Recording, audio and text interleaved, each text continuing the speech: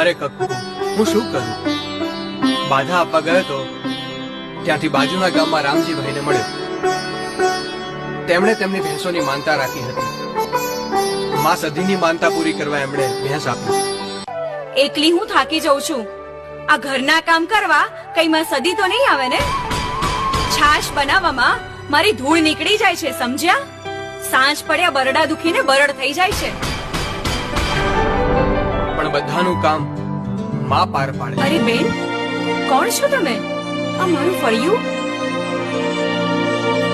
બેન કકુ, હું તારા કામમાં મદદ કરવા આવી છું.